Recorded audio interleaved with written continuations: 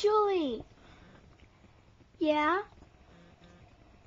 I have a special Christmas Eve surprise for you. Oh, I want to see. Then come on.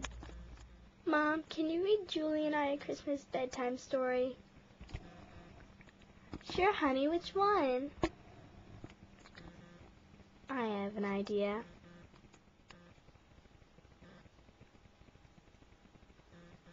Let's get started then. 'Twas the night before Christmas, and all through the house not a creature was stirring, not even a mouse. The stockings were hung by the chimney with care, in hopes that St. Nicholas soon would be there. The children were nestled all snug in their beds, while visions of sugar plums danced in their heads. And Mamma in her kerchief, and I in my cap, had just settled our brains for a long winter's nap. When out on the lawn there arose such a clatter, I sprang from my bed to see what was the matter. Away to the window I flew like a flash, tore open the shutters and threw up the sash. The moon on the breast of the new-fallen snow gave the luster of midday to objects below, when what to my wondering eyes should appear but a miniature sleigh and 8 tiny reindeer.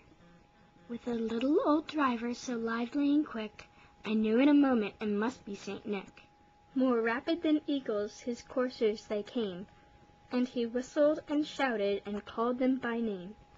Now Dasher, now Dancer, now Prancer and Vixen, on Comet, on Cupid, on Donner and Blitzen, to the top of the porch, to the top of the wall, now dash way, dash way, dash way all.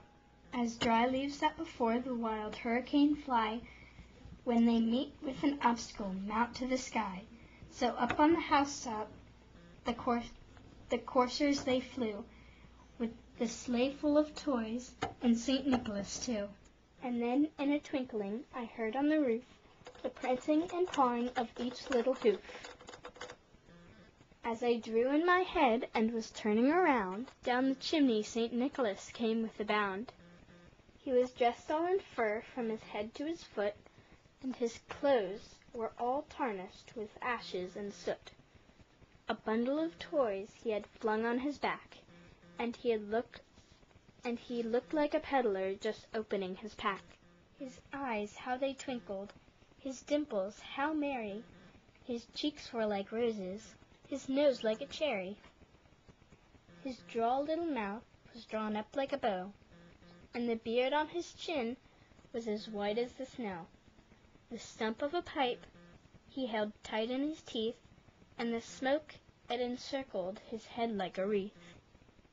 He had a broad face and a little round belly that shook when he laughed like a bowl full of jelly. He was chubby and plump, a right jolly old elf, and I laughed when I saw him in spite of myself. A wink of his eye and a twist of his head soon gave me to know I had nothing to dread. He spoke not a word, but went straight to his work, and filled all the stockings, then turned with a jerk. And laying a finger aside of his nose, and giving a nod, the chimney he rose. He sprang to his sleigh, to his team gave a whistle, and away they all flew like the down of a thistle. But I heard him exclaim, ere he drove out of sight, "Happy Christmas to all, and to all a good night." Merry Christmas!